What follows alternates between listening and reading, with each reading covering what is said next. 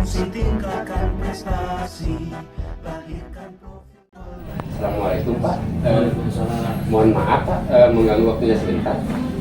Mohon izin bagi bentuk laporan tentang kegiatan PGPS yang saya jalani Pak. Alhamdulillah sekarang sudah memasuki modul 3.1 di mana terkait dengan pengambilan keputusan berbasis nilai-nilai kebajikan sebagai pemimpin. Saya mohon izin Pak untuk menyampaikan wawancara dalam modul tersebut, dan nantinya mohon izin juga untuk merekam hasil wawancara tersebut. Kemudian insya Allah bagi saya diharuskan untuk mengupload ke YouTube. Mudah-mudahan Bapak memberikan izin bagi saya dalam mengupload video tersebut. Ya, silakan. Saya mengizinkan Pak Maria.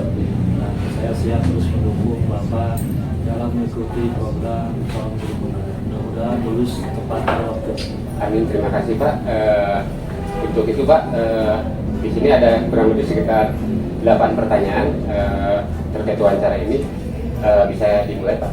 Oke, Pak, untuk pertanyaan pertama, ini Pak, selama ini bagaimana Bapak dapat mengidentifikasi kasus-kasus yang merupakan dilema etika atau rujukan moral?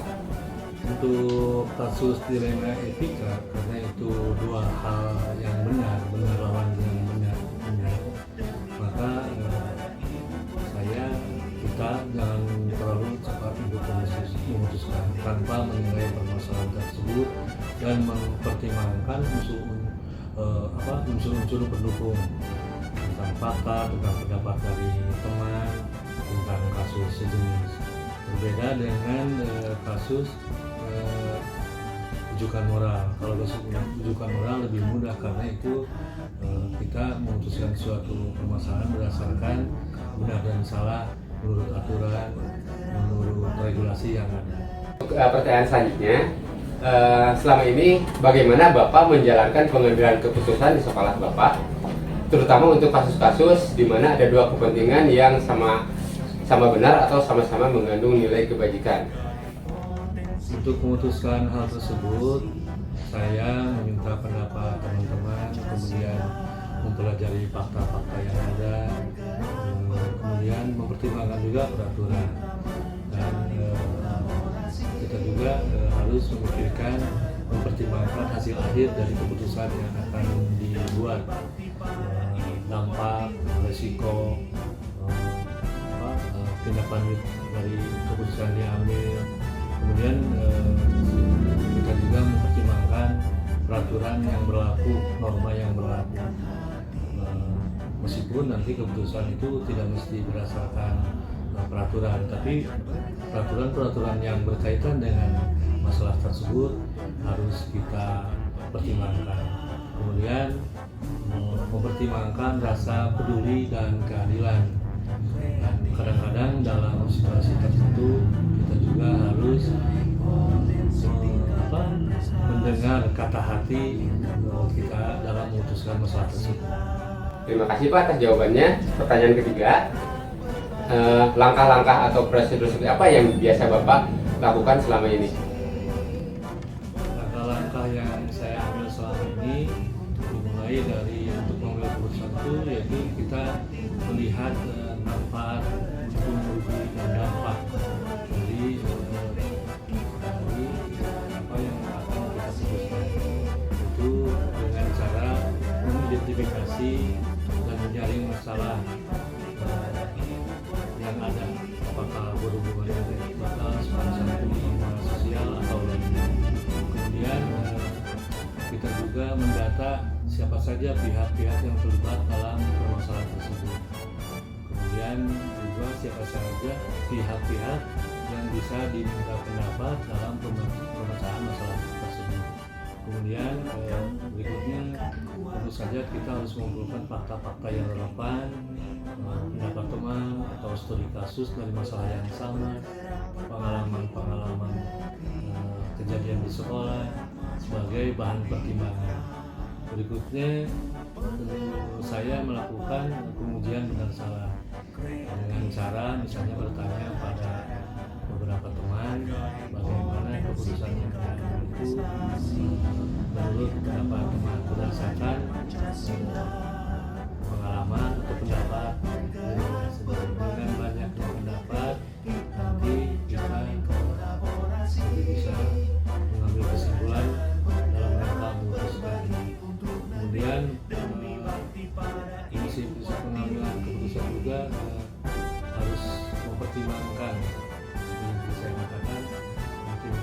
terakhir memberikan peraturan dan pertimbangan rasa peduli dan keadilan.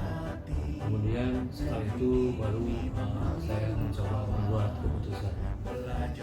Untuk pertanyaan keempat, hal-hal apa saja yang selama ini Bapak anggap efektif dalam pengambilan keputusan pada kasus-kasus dilema etika? Yang saya rasakan yaitu saya menggali akar permasalahan, terutama dari yang bersangkutan atau yang dari orang-orang yang terlibat dalam masalah tersebut. Kemudian setelah itu melihat fakta-fakta, kemudian meminta pendapat teman-teman, guru dan karyawan atau orang-orang yang memang ada kaitannya dengan permasalahan sejenis itu. Dari hal tersebut saya banyak bekal untuk memutuskan masalah tersebut. Selanjutnya atau pertanyaan kelima, hal apa saja yang selama ini merupakan tantangan dalam pengambilan keputusan pada kasus-kasus dilema etika? Tantangan besar pengalaman, tantangan yang dihadapi itu yaitu meyakinkan orang-orang yang berkaitan ataupun yang tidak berkaitan dengan masalah tersebut untuk diyakinkan bahwa keputusan yang diambil itu dasarnya seperti apa. Kenapa saya mengambil keputusan tersebut. Kemudian tantangan yang kedua itu mensosialisasikannya. Biasanya kalau tidak disosialisasikan dengan baik, tidak dikomunikasikan dengan baik, keputusan yang diambil oleh saya akan mendapat reaksi dari teman, dari lingkungan atau dari orang yang berkaitan. Tapi bukan berarti dalam keputusan itu kita tidak ingin ada reaksi itu tentu saja ada, tapi reaksi yang minimal, karena keputusan yang diambil itu keputusan yang relatif terbaik, yaitu berdasarkan manfaat yang sebesar-besarnya, resiko yang sekecil-kecilnya, dan dampak yang terbaik ke depannya. Baik Pak, untuk pertanyaan ke-6, apakah Bapak memiliki sebuah tata cara atau jadwal tertentu dalam sebuah penyelesaian kasus dilema etika? Apakah Bapak langsung menyelesaikan tempat atau memiliki sebuah jadwal untuk menyelesaikannya? Bentuk atau prosedur seperti apa yang Bapak jalankan? Jadwal yang baku tidak ada, tapi dalam menangani masalah tentu saja saya membuat jadwal, terutama urutan kegiatan dan langkah-langkah penanganan tersebut berdasarkan masalah yang dihadapi dengan mempertimbangkan berbagai hal, situasi, kondisi pada saat itu. Pertanyaan ke-7 Pak, adakah seseorang atau faktor apa yang selama ini mempermudah atau membantu Bapak dalam pengambilan keputusan dalam kasus-kasus dilema etika? Faktor-faktor yang mempermudah membuat keputusan dalam masalah dilema etika yaitu diantaranya kalau pihak-pihak yang berkaitan dengan masalah tersebut atau pihak-pihak yang ingin diminta pendapat itu dapat diajak komunikasi dengan mudah. Kemudian fakta-fakta peristiwa tersebut sudah ada sumbernya. Kemudian banyak kasus-kasus sejenis yang pernah terjadi baik di sekolah saya maupun di sekolah lain atau di tempat lain, sehingga ketika memutuskan kami banyak mendapat referensi, itu dalam memutuskan itu akan lebih mudah. Baik Pak, untuk pertanyaan terakhir atau pertanyaan ke-8, dari semua hal yang telah disampaikan, pembelajaran apa yang dapat Bapak petik dari pengalaman Bapak mengambil keputusan dilema etika? Pembelajaran yang saya dapatkan dari seringnya memutuskan masalah dilema etika yaitu bahwa keterampilan mengambil keputusan dilema etika perlu dipunyai oleh setiap pemimpin, termasuk kepala sekolah. Berikutnya, dalam memutuskan masalah perlu mempertimbangkan dari berbagai hal, jangan tergesa-gesa. Kemudian perlu juga keterampilan mensosialisasikannya setelah keputusan dibuat kepada warga sekolah, terutama kepada pihak-pihak yang bermasalah atau yang ada kaitannya dengan masalah tersebut, agar dampak dari keputusan yang kita ambil tidak malah berkembang menjadi masalah baru. Berbagi untuk negeri, guru penggerak majukan pendidikan. Guru penggerak menghamba pada murid, kreatif rancang pembelajaran. Hargai potensi, tingkatkan prestasi. Izin Bu, maaf mengganggu waktunya. Kebetulan saya alhamdulillah sampai saat ini sudah dalam mengikuti kegiatan TGP ini sudah sampai di 3.1, yaitu di mana materinya tentang pengambilan keputusan berbasis kebajikan. Nah, untuk itu saya mendapatkan tugas untuk mewawancarai 2 kepala sekolah, salah satunya Ibu. Ya. Nanti mungkin menjadi juga mudah-mudahan Ibu memperkenalkan saya untuk mengupload hasil wawancara ini di media sosial. Terima kasih Bu. Jadi nanti di sini ada 8 pertanyaan yang insya Allah akan saya ajukan. Mudah-mudahan bisa dijawab dengan lancar. Baik Bu, untuk pertanyaan pertama, ini pertanyaannya, selama ini bagaimana Ibu dapat mengidentifikasi kasus-kasus yang merupakan dilema etika atau perkara moral? Dalam mengidentifikasi dilema etika moral, yaitu di mana kita harus paham dulu situasi yang terjadi ketika seseorang harus memilih antara 2 pilihan, di mana 2 pilihan secara moral benar tetapi bertentangan. Sedangkan rujukan moral atau benar salah yaitu suatu situasi yang terjadi ketika seseorang harus membuat keputusan antara benar dan salah. Ketika saya pribadi menghadapi situasi dilema etika, akan ada nilai-nilai kebijakan dan kebajikan yang mendasar bertentangan seperti cinta dan kasih sayang, kebenaran, keadilan, kebebasan, persatuan, toleransi, tanggung jawab, dan penghargaan akan hidup. Terima kasih Bu atas jawabannya. Untuk pertanyaan yang kedua, itu selama ini bagaimana Ibu menjalankan pengambilan keputusan di sekolah Ibu, terutama untuk kasus-kasus di mana ada 2 kepentingan yang sama-sama benar atau sama-sama mengandung nilai kebajikan. Dalam mengambil keputusan, terutama dalam kasus dilema etika, itu adalah hal yang sangat sulit dalam membuat suatu keputusan, di mana kita harus banyak berpikir, kemudian terutama kita harus seringkali memikirkannya itu berdasarkan beberapa prinsip-prinsip, dan itu sulit sebetulnya untuk dilaksanakan. Pertama, mulai dari melakukan suatu keputusan itu untuk kebaikan orang banyak atau yang kita kenal dengan berpikir berbasis pada hasil akhir. Yang keduanya untuk menjunjung tinggi nilai-nilai pada prinsip dalam diri atau yang sering kita sebut dengan berpikir berbasis peraturan. Yang ketiganya melakukan apa yang kita harapkan orang lain akan lakukan pada diri kita atau kita kenal dengan berpikir berbasis rasa peduli. Alhamdulillah jawabannya itu cukup memuaskan. Dan untuk pertanyaan ketiga, langkah-langkah atau prosedur apa yang biasa Ibu lakukan selama ini? Langkah-langkah dalam pengambilan keputusan di situasi dilema etika ada beberapa langkah.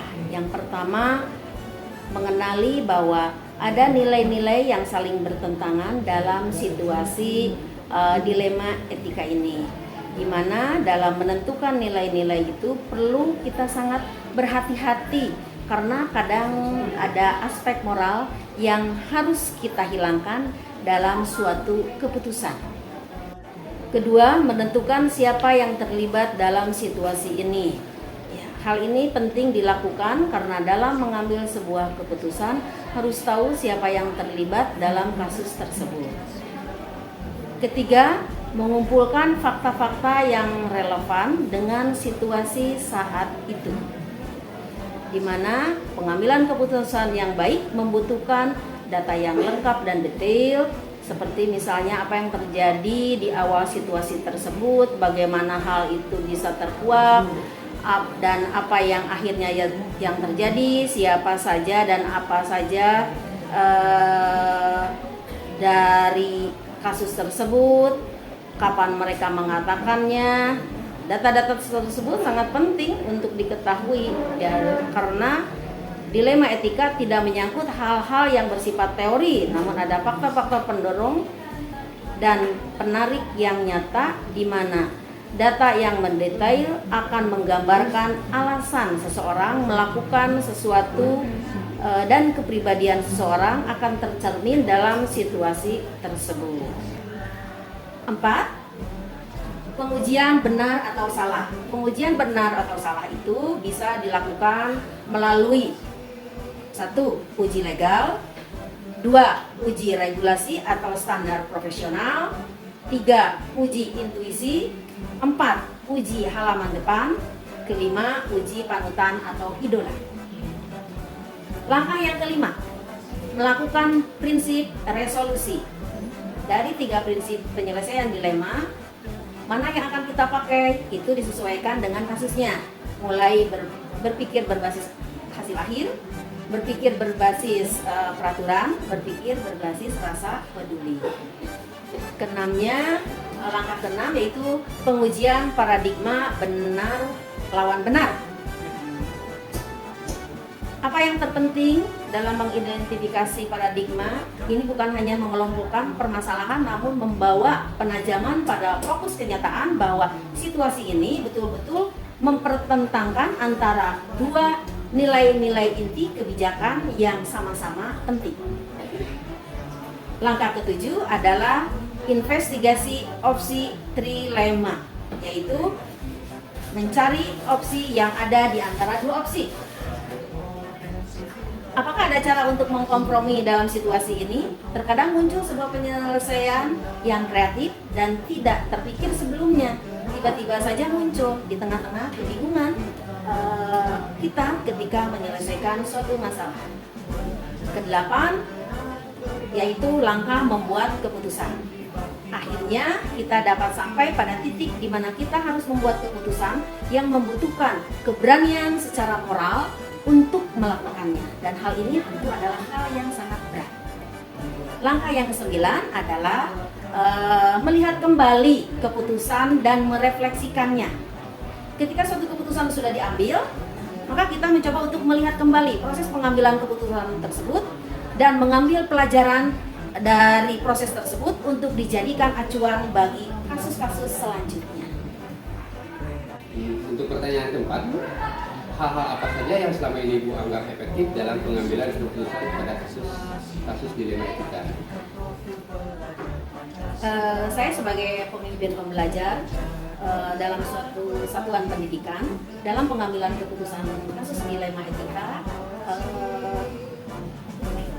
saya akan berusaha untuk memutuskan sesuatu itu dengan tenang, bijak, tidak tergesa-gesa, dan mempertimbangkannya dengan baik, dengan memperhatikan berbagai pengaruh positif, negatif, dan positif dari kebijakan yang diambil dan dianggap efektif, dengan memperhatikan, pertama, mulai dari menggali akar permasalahan.